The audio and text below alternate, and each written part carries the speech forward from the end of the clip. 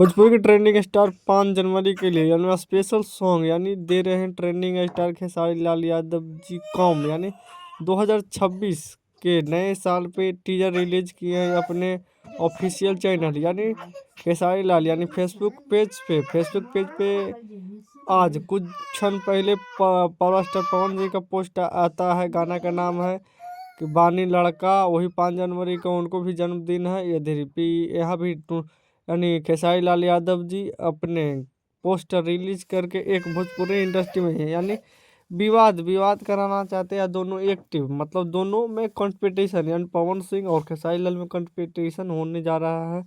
और देखिए दोनों एक ही तारीख का मान लीजिए कि 5 जनवरी का दोनों गाना रिलीज किया जाएगा आमने सामने, मतलब 1-2 घंटा के आमने सामने हो सकता है। उधर वानी लड़का, इधर है खेसारी लाल यादव। देखिए इस पोस्टर में रिलीज नहीं किया गया है कि कौन सा गाना यानी 5 जनवरी को आने वाला है।